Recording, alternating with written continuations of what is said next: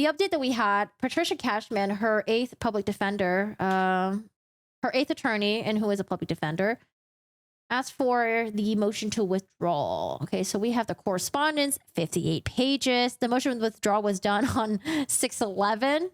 They had a hearing on 6/28. Oh gosh. Okay, let's look at this. Oh boy. Oh boy, oh boy, oh boy, oh boy, oh boy. Okay, I actually do want to read all of this if you guys are cool with that. This cause came before the court on June 28 on defense counsel Patricia A. Cashman's Esquire motion to withdraw as counsel filed June 11, 2024. The court has reviewed the motion and, having reviewed the court file, having reviewed the audio transcripts from various hearings, have considered the positions offered by counsel Patricia Cashman Esquire, having considered the testimony offered by defendant Sarah Boone, and having considered the positions offered by counsel for state, hereby finds charges. A. On March 23, 2020, by way of information, the defendant was charged with second-degree murder. That was almost 4.5 years ago. 4.5 years ago!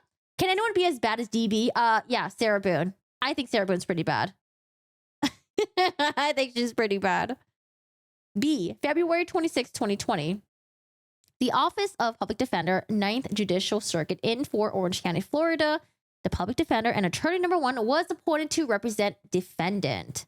On March 9, 2020, the public defender moved to withdraw due to defendant retaining private counsel. Yes, Mauricio Padilla. Now, Mauricio Padilla was her attorney for about 2 years, I think, and then all of a sudden withdrew. And I was like, what happened here?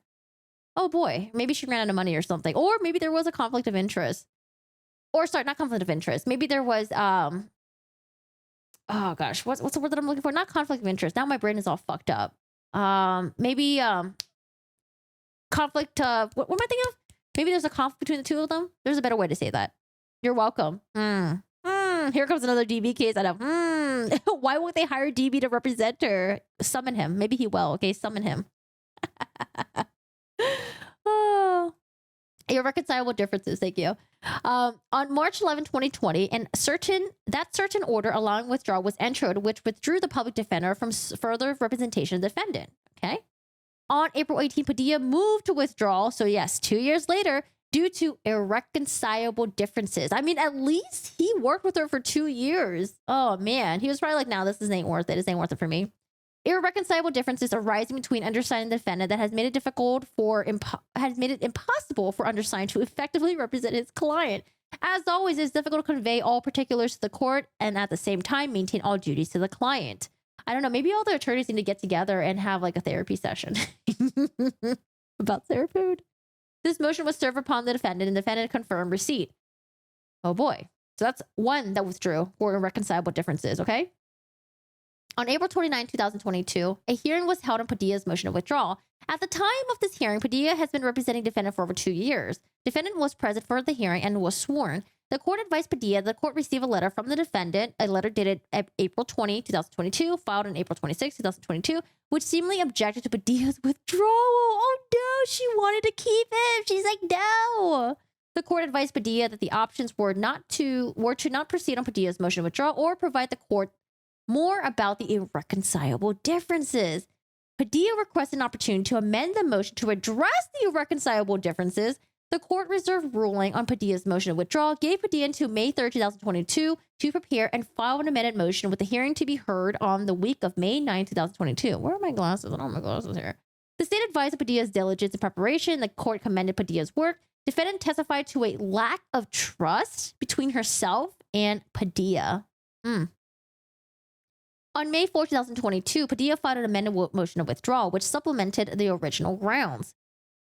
Undersigned's relationship with the defendant has become adversarial.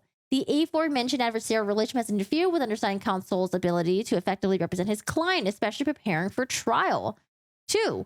Undersigned appreciates the court's providing him the opportunity to amend his previously filed motion of withdrawal. However, after further researching the issue, undersigned is still under the belief that the specifics of the adversarial relationship may disclose information that may prejudice his client, and as such will stand mute on the specifics. Oh boy. So he filed a second motion to withdraw, and I'm sure it was granted. The undersigned relationship with the defendant has deteriorated to the point where undersigned counsel can no longer give effective aid in the fair representation of Miss Boone's defense. Oh, man. Oh, boy. Okay, so on May 10, a hearing was held on Padilla's second amended motion to withdraw. Defendant was present for the hearing and was sworn. Padilla advised the court that he had no other choices to file the motion due to ethical concerns. Should I start taking notes? Oh, gosh. Let's see. So attorney number 2 for you guys, Padilla. Here, I do does that make sense? Irreconcile differences and ethics. Oh my goodness. Oh boy. Okay. Ethics. Where was I? So she didn't want him to withdraw, but I guess at some point agreed. Deteriorated. Ethical concerns. Okay. Defendant confirmed that she wanted to terminate Padilla as her attorney to represent the terminate Padilla as her attorney. I think someone said they're all breathing oxygen too, but I can't say that's 100% right. Wait, what are we talking about? Attorney equals incompatible with narcissistic asshole. The court advised defendants of the state's concern regarding a strategy defendant being unhappy with every attorney and advised defendant about the dangers of self-representation. Wait, what? Hold on. Did I just skip a couple pages? Did she want to represent herself? Okay, I feel like we jumped somewhere, but we didn't. The court advised defendant of the state's concern regarding regarding a strategy defendant being unhappy with every attorney and advised defendant about the dangers of self-representation. The court appointed the public defender number 3. So this one withdraws because there's a conflict. Not her fault. Number 7. On June 7, they allowed the public defender to withdraw. On June 10, they appointed attorney number 5. They wanted to withdraw due to conflict. And then entered Frank Bankowitz, attorney number 6. On July 12, 2022, Bankowitz in open court requested a continuance due to his recent appointment, and same was granted. Thereafter, the court set a pretrial conference for October 25, 2022 at 9 a.m. and trial during the trial period beginning November 7, 2022. God, this is 2022? Wow. Time flies. Time flies. The court held a pretrial conference and addressed the court's understanding that a continuance was being sought, and the court's judicial assistant was reached out to the parties to confirm if a continuance was being sought. Excuse me. On October 27, 2022, Bankowitz filed a motion, defendant's motion to continue. On October 28, the court entered that a certain amended order of defendant's stipulated motion to continue, which set a pretrial conference for January 17, 2023. Oh, man. At 9 a.m. And the trial during the trial period beginning January 3rd, 2023. Yep, I remember this time period. The court set a status hearing on Tuesday, December 20th, 2022. Bankowitz moved to withdraw due to irreconcilable differences. So this is attorney number 6, right? I think. Bankowitz, yes. Attorney number 6. Bankowitz. Same thing. Irreconcilable differences. Reconciled differences has been arisen between the undersigned, his client, his family, and the undersigned will be unable to effectively and properly continue representing the defendant herein. On December 20th, I think, oh, he was in a car accident. Oh, is that what happened to him? Status hearing was held. Bankowitz did not appear due to a car accident. The court reset the status hearing for December 22, 2022. I think initially they declined his motion to withdraw, but then he did it again a couple months later. Yeah. He did it again a couple months later, and they're like, okay, fine, you could go. On December 27, 2022, a hearing was held on Bankowitz's motion to withdraw. Defendant was present for the hearing and was sworn. The court advised defendant that the court had received letters from the defendant dated October 3rd, on October 7, a letter dated November 3rd, filed November 7th, and a letter dated December 5th. The court conducted a Nelson hearing, and defendant was not seeking to remove Bankowitz. Bankowitz advised the court of thousands of pages and discovered that he had reviewed and organized, and his contact and potential use of and collaboration with expert witnesses, including experts that Padilla utilized. Bankowitz advised the court of defendant's attempts to call Bankowitz at a rate of 5 to 10 times a day. I don't know if we heard that. Was this in writing or something? I don't remember hearing that in the hearings. Bankowitz further advised of his efforts to balance the demands of other clients with the defendant's expectations for communications. Now, remember, because we've only heard from Sarah Boone's perspective. Sarah Boone's perspective was like, oh, my attorney is not reaching out to me. We haven't talked. My trial is coming up. This is a huge fucking issue. But again, we're only getting it from Sarah Boone's side of the story.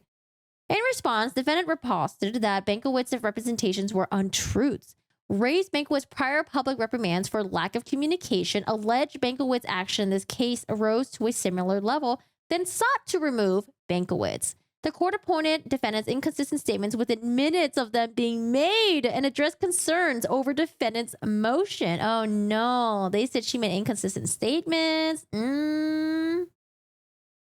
Especially when there is something the defendant disagreed with. So I think the court knew. Well, sorry. During this time, she had a different judge. I forgot what the other judge's name was, but she had a different judge and a different all the different attorneys.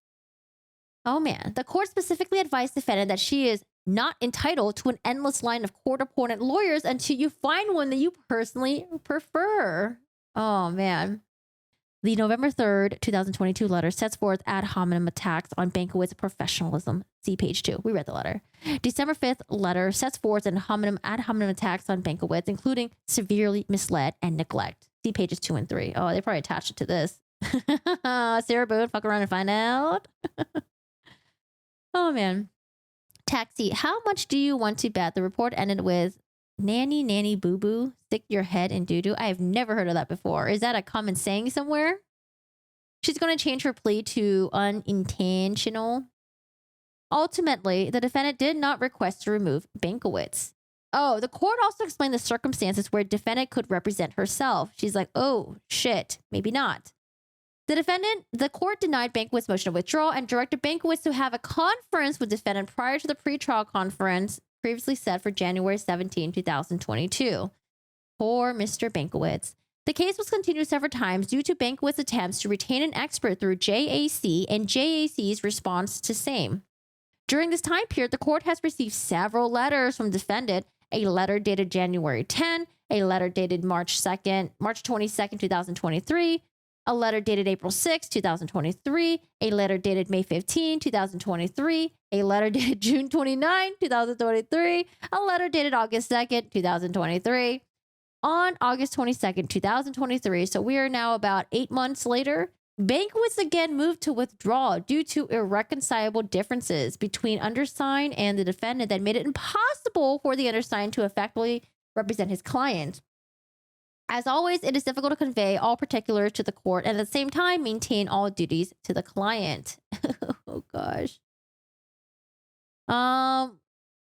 Jesus. The January 10 letter, ad hominem attacks on Bankowitz's professionalism and morals.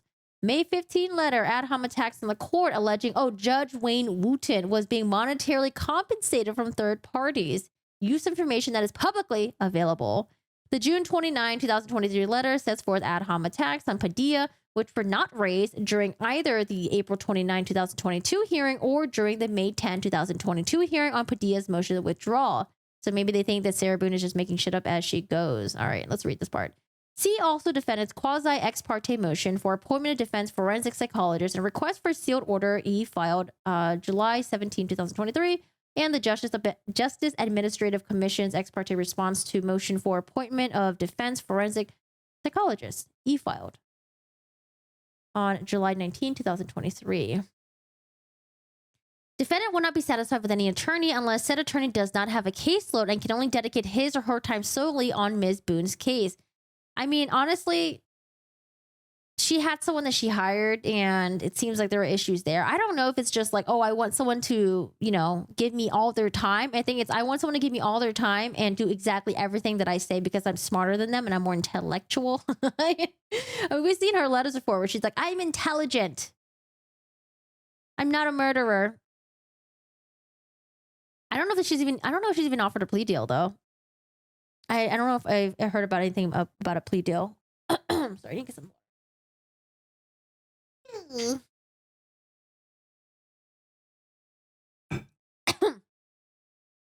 I need to change the title of this live stream really quick because now we're doing Sarah Boone stuff.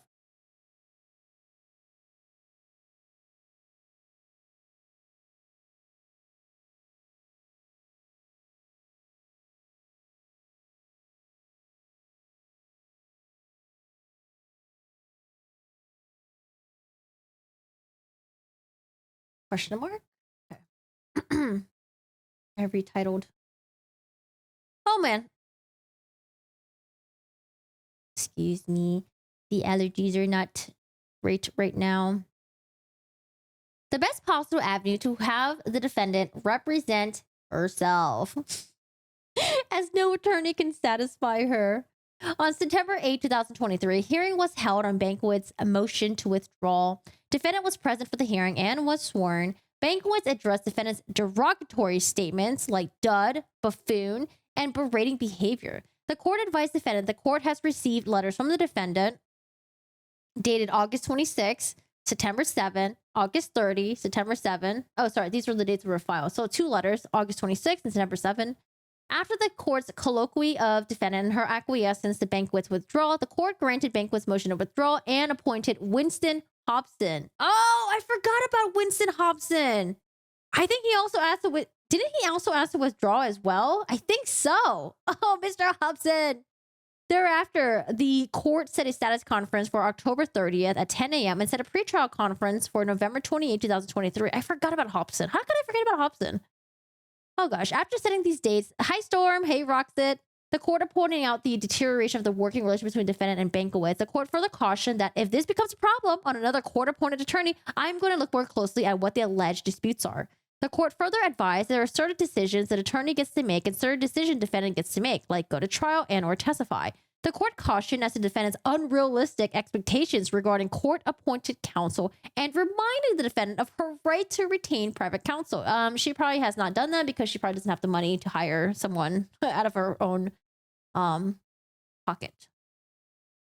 On October 30th, a status conference was held. Hobson advised as his conversation with defendant and setting a status in January 2024. Oh man. Thereafter, the court set a pretrial conference status as the readiness for the trial on January 16, 2024. On January 12, 2024, Hobson filed a motion to continue, waiver of presence, and requested a 3-docket continuance. On January 16, 2024, the court addressed Hobson's motion to continue, granted same, set a pretrial conference for May 3rd at 9 a.m., and trial during the trial period beginning May 13. On February 1, oh man. Attorney number 7, Mr. Hobson. Irreconcilable differences, citing ethical considerations. Man, Sarah Boone should be wanting them to do some shady shit, probably. On February 9, a hearing was held on Hobson's motion to withdraw. Hobson addressed a number of issues as for the basis of withdrawing, including disagreements on legal strategy, on what can and cannot be done, a lack of resources, defendant's demands making her difficult to work with, including defendant making non-viable legal positions and being unreasonable. As to a key substantive defense, Hobson advised that the retained and undisclosed expert is not keeping with what defendant has in mind. Wait, Hobson advised that the retained undisclosed expert is not keeping with what the defendant has in mind. God, that sentence is like so weird to me. Okay, so they hired an expert witness, and I guess the expert is not saying what Sarah wants him to say. She doesn't agree with them. Because you know why? Because she's smarter than everyone. Smarter than the attorneys, smarter than the experts. Sarah's like, no. I'm smart. I'm intelligent. I know more than you guys. The court advised the defendant that the court has received a letter from the defendant, letter dated January 19, 2024. The court outlined the overriding claims for withdrawal by Padilla, Bankowitz, and Hobson, adversarial relationships, lack of satisfaction, and inability to meet defendant's desire. The court found all of the defendant's relationship with the court-appointed counsel have deteriorated such that defendant and the court-appointed counsel cannot work together. The court advised defendant that although defendant has a right to court-appointed counsel, that right is not unlimited. The court twice advised defendant and that defendant may not be provided another court-appointed attorney, and the defendant would have to represent herself if circumstances similar to Hobson's motion to withdraw occur. I thought they were just threatening her with it. I wasn't sure if they were going to really move forward with it. The court further advised defendant about the dangers of self-representation due to defendant's lack of legal training and knowledge. Defendant never stated that she did not understand that she may not be provided another court-appointed attorney. Oh boy. The court granted Hobson's motion to withdraw and appointed Patricia Cashman, attorney number 8.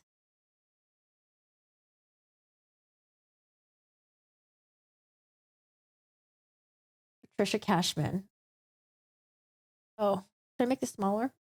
Sorry, these are notes so we can keep track. Okay.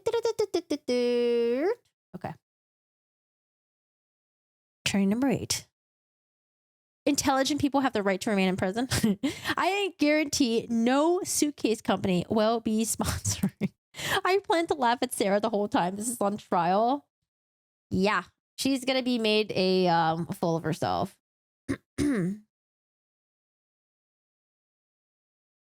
All right. So they granted Hobson's motion to withdraw. They appointed Patricia Cashman, attorney number 8. The court is aware of Cashman's extensive experience representing criminal defendants as both assistant public defender and in private practices, including representing defendants accused of murder, and is widely known to be able and willing to deal with and manage difficult clients. The court set a status hearing for April 12, 2024. The status hearing was held. Cashman advised as to the depositions that has been set, the hiring of an expert, and a request for a future status date to address a trial date. The court set a status hearing for June 7, 2024. Now, on June 7, 2024, the status hearing was held. Cashman addressed her dates of availability for the trial. Defendant was present for the hearing and was sworn. Thereafter, defendant advised the court to walking out of multiple meetings with Cashman, which was confirmed. Cashman utilized a pretend judge to oversee the defendant and Cashman, launching multiple attacks on Cashman's professionalism and providing the court with letters dated June 4, 2024, June 7, 2004, both of which were filed on June 21st, 2024. Can you imagine this? Like, this sounds like so childish to me. You and a friend are fighting. You guys are like 7-year-olds. And because you and a friend can't come to an agreement, you're going to get a pretend judge to oversee the both of you guys. But the pretend judge is really just you. It's like you're giving yourself the 2-to-1 numbers on in the disagreement. But how could a pretend judge be there and be not biased if the pretend judge is actually the person, you know what I mean? Like the other person, like, I don't know, that just seems like a very childish thing to do. Like, hey, we're going to have a pretend judge and the pretend judge is going to be me. Okay. So that's totally fair. I don't know. That's like the way that she brought up this whole pretend judge thing, like as if it was like a cure-all to the issues that the two of them were having.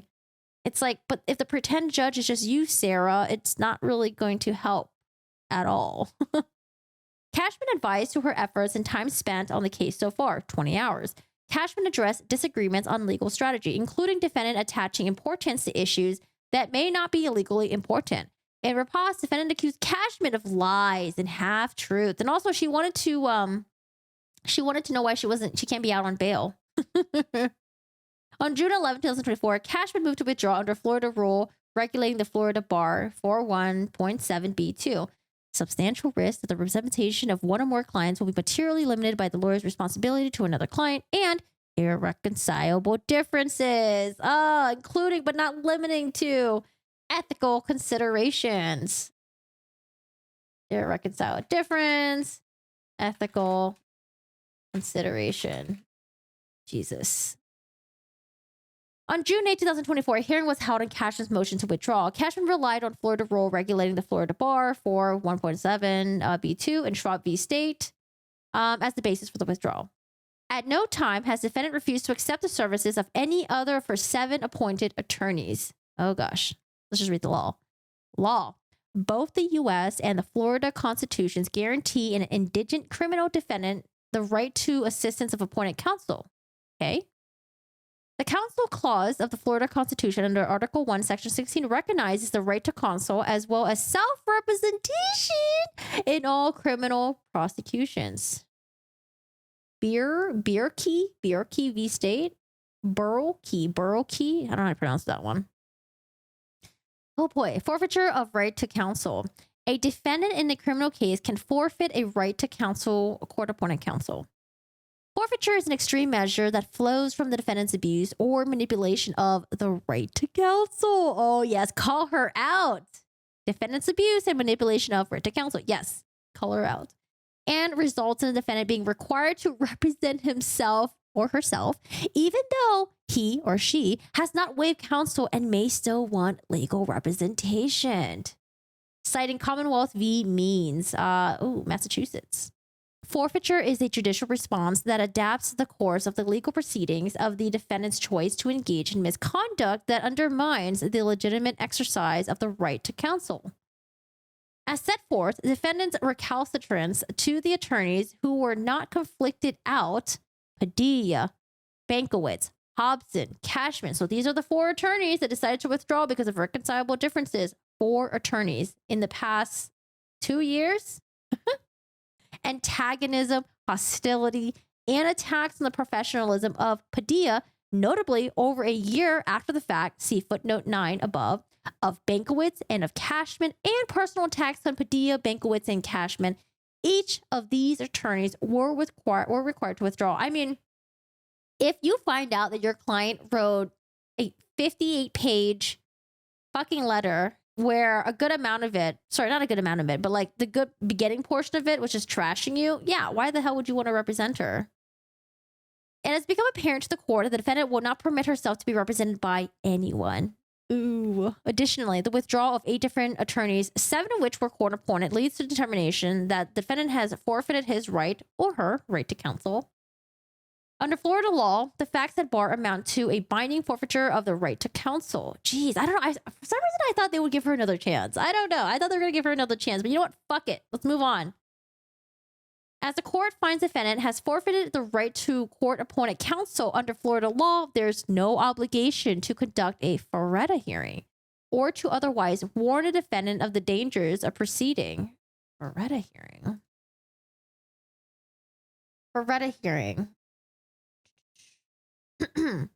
Faretta v. California was a case in which the Supreme Court of the U.S. held that criminal defendants have a constitutional right to refuse counsel and represent themselves in a state criminal proceeding. I mean, they did warn her multiple times, like, hey, like, if you don't get along with this court-appointed attorney, you might have to represent yourself. Do you want to represent yourself? You know, it's going to be kind of a shit show if you do. I think they warned her about 2 or 3 times already. So at some point, they must have just been like, you know what? Fuck it. We're not giving you a court-appointed attorney. You're just going to have to represent yourself. Jesus. That's not, I don't know. That just doesn't seem fun. It doesn't seem fun at all. They all said, see you next Tuesday, Sarah. Boone educates the judge about the law in 50 pages. I think my vocabulary is a bit more vulgar than yours. In general text, I have a potty mouth. I can't wait. I haven't looked at if they set a trial date yet. Hi, Thundercat. How's it going? Never represent yourself. Yeah, it just sounds like a shit show, you know? Even if you know what you're doing, it's probably better to have someone come in and from an outside perspective, you know? Oh, boy. So now what? The court can find a waiver by conduct to the right of counsel. Waiver by conduct requires the defendant be warned about the consequences of their conduct, including the risk of proceeding. Yep, they warned her quite a few times. February 9, 2024, defendant was twice advised that another court-appointed attorney may not be provided. May 10, 2022, defendant was advised about the dangers of self-representation. February 9, 2024, defendant was advised about the dangers of self-representation. As of February 9, 2024, the instant case has been continued 16 times. 16 times. Jesus. I mean, the murder was committed, or sorry, the alleged murder was committed 4 years ago. Jesus. As of June 26, 2024, this case has been pending 4 years, 3 months, 5 days. Ooh, taking the page out of Sarah Boone's book. They need to count down the hours, the minutes, and the seconds as well. How she does it. From the date of the filing of the information on March 23rd, 2020. Actions speak louder than words. Although defendant's word seemingly revealed desire to go to trial, however, I think she was trying to delay it as much as she can. However, as set forth herein, her actions and inability to work with court-appointed counsel are repeated over and over, allowing defendant to her 8th court-appointed attorney, her 9th attorney overall, will only serve to delay the case further. Encourage the defendant to persist in efforts to prevent the resolution of the case on its merits. The concept of which was first brought defendant's attention on May 10, 2022. Defendant complains that Bankowitz and Hobson, two court-appointed attorneys, failed to meet and communicate when defendants provided court-appointed counsel who will meet and communicate Cashman, and the ways and means of meeting and communicating are unacceptable to the defendant. Under the Florida law, the facts at bar amount to the binding waiver of the right to counsel. Orders and adjudges as follow. Ooh, Patricia Cacciatore like, yes, thank you, I'm free. Getting rid of these shekels. 1. Cashman's motion withdrawal as counsel filed June 11, 2024. Granted. Oh, gosh. As a condition of Cashman's withdrawal, Cashman shall provide the court an order for costs to obtain transcripts of deposition for the 2 witnesses Cashman deposed. Upon completion of the transcripts of depositions, the depots transcripts shall be sent directly to defendant Sarah Boone by Cashman at the Orange County Jail. Thereafter, Cashman shall file notice with the court reflecting that the depositions transcript were provided to the defendant Sarah Boone, and such notice shall include the date sent and the address of the defendant Sarah Boone. Good luck, Sarah Boone. I mean, you know what? She spent all that time studying and learning all these legal terms and stuff like that. She's got this. She'll be fine. She'll be fine. Number 3, Sarah Boone has forfeited her right to court-appointed counsel. Number 4, alternatively, defendant Sarah Boone has, through waived by her conduct, her right to appoint court-appointed counsel. The trial management conference shall remain specially set for Tuesday, September 24, 2024 at 1:30 p.m. Let me write that into my, I don't know if I have that. I felt like with the Sarah Boone stuff, I just stopped writing dates because everything just kept getting moved and all that crazy shit. Let's see. September 24. Oh, no, I have it on here. Case management for Sarah Boone. Okay. At 1:30 p.m. This case shall remain specially set for trial for the 2-week trial period beginning Monday, October 7, 2024. Yep, I got that date. And will not be continued for any reason except extraordinarily good cause, and such extraordinary good cause shall not include retention of counsel by the defendant. Wait, really? So they refuse to continue this for any reason except by extraordinary good cause, and such extraordinary good cause shall not include retention of counsel by defendant. Wait, so even if she decides to retain counsel with her own money, that's not a reason for a continuance? Or am I not understanding that sentence? Shall not include. Yeah, that's what it's saying. Like, even if she does hire an attorney, she can't ask for a continuance. Oh boy. Number 7. Any and all pretrial motions in this case must be filed no later than the close of business on Monday, July 22nd, 2024. Oh my God. Good luck, Sarah Boone. You have until July 2024 to file all your pre-motions. Oh gosh. Done and ordered. Listen, Judge Kranick is like, listen, I know what Judge Wooten went through. I am not putting up with any of this bullshit. I know your history. I know your letters. I've read them. Maybe read them. And yeah, we're just going to move on with the trial. You're not going to fuck with me in my courtroom at all. Jesus, he just put his foot down. Judge Kranick. Jeez. I hope there'll be a time limit for Boone like there was for Debbie Heard. I worry this trial will go on and on and on and on. Time limits. Yeah, I don't really know much about time limits for criminal cases. I mean, I'm assuming there's like a time constraint for the state, but I mean, they usually give leeway, right? Because a Karen retrial, wasn't that only supposed to be like a month? 5 weeks, maybe? 6 weeks, maybe? I think I heard 6 weeks, and it ended up being more than that. It ended up being like 8 or 9 weeks. She has 3 weeks to follow everything. I wish I could see the look of her face when she read this order. Oh my goodness. Hi. Is it Ellen? Eileen? Hello, how are you doing today? I'm not too sure if it's an I or if it's just like double L's, but hello. How's it going? Oh geez. Okay, so let's recap. So Sarah Boone has had 8 attorneys. Now, half of them was because there was a conflict of interest. The first attorney withdrew because Sarah Boone was going to hire a attorney out of her own pocket, I'm assuming. But 2 years after working with attorney number 2, for some reason, he decides to withdraw. And we find out it's irreconcilable differences and ethical concerns. Then we had attorney 3, 4, 5, and they all withdrew because there was a conflict of interest. I think from what I've remembered, some of them had a conflict of interest because of the victim, or there was an attorney that represented the apartment that Sarah Boone was living at. And I know the apartment was like going after her to collect the rest of the rent or like kick her out or something because she broke the leasing contract by, well, possibly murdering her boyfriend there.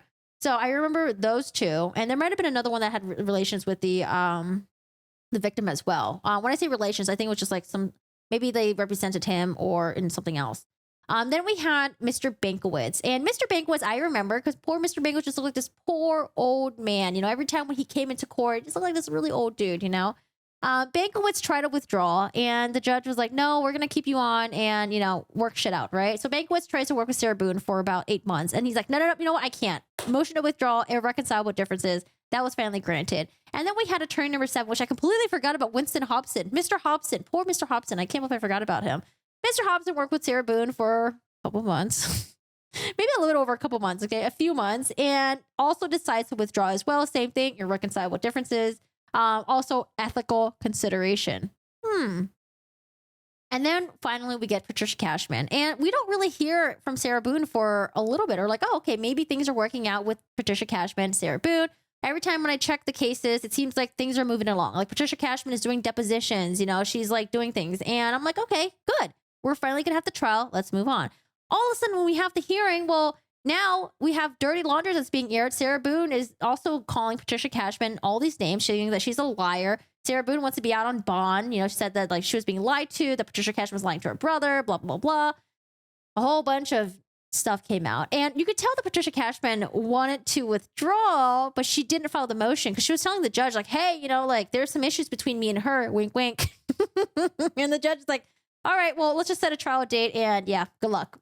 And at some point, Patricia Cashman probably got wind of that 58-page letter and then read the context of it and was like, you know what? Fuck this. I'm motion to withdraw. I don't want to be with this client. So because the court has threw out all the different attorneys that Sarah Boone has cycled through, because I guess the court has, warned her multiple times, like, hey, you might have to represent yourself. Hey, like if it doesn't work with this attorney, you're going to have to represent yourself. But, we want to caution you, representing yourself is going to fucking suck. You don't know the law. You're not going to know what you're doing. It's going to be a huge burden on you. But they kept warning her. And at some point, the new judge, who is now Judge Kranick, is a no-nonsense judge. But I mean, even though a lot of this shit happened under the presence of a different judge, I mean, we are on attorney number 8 now. 4 withdrew because of irreconcilable differences. So this judge is like, we're setting the trial date no matter what. We're not going to move it. I don't care for any reason, unless there's something, maybe, something big, maybe we'll move it. But Sarah Boone, if you hire another attorney, it seems like they're not going to push out the trial date even for that. And it seems like Sarah Boone has a couple weeks to put in all her pretrial motions, and that's her deadline. So good luck with that.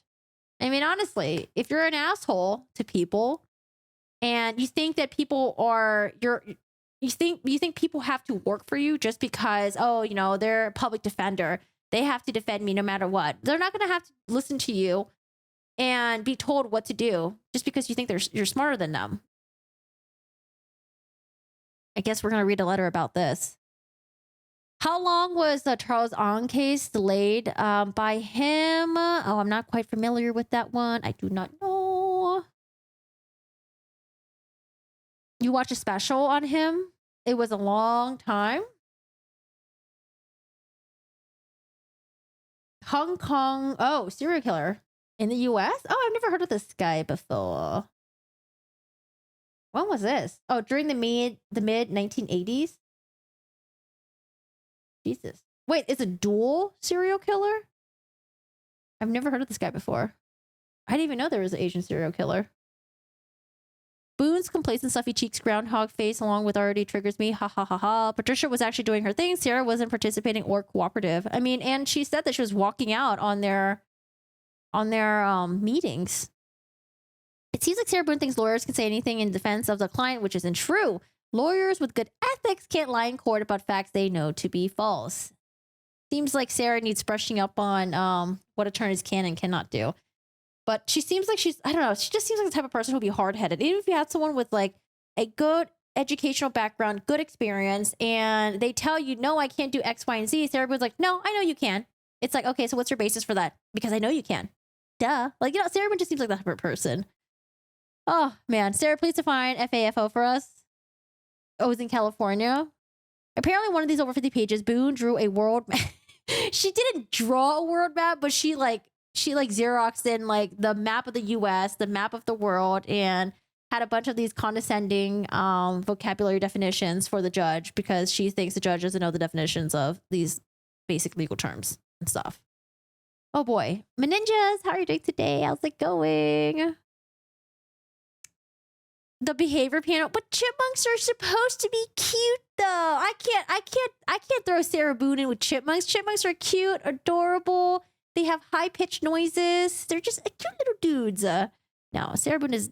I see the cheeks, though, but... Oh, man. Okay, so... That's gonna be a shit show. I'm sorry. I like I said, I don't like it when people who don't know what the fuck they're doing represent themselves because, like I said, it's just... I don't know. It feels like you're just watching some sort of, like, courtroom entertainment at that point, you know? And things are moving more slowly because they don't know what they're doing. The judge has to stop and explain things to them. And it's just like, oh, could we just get on with this?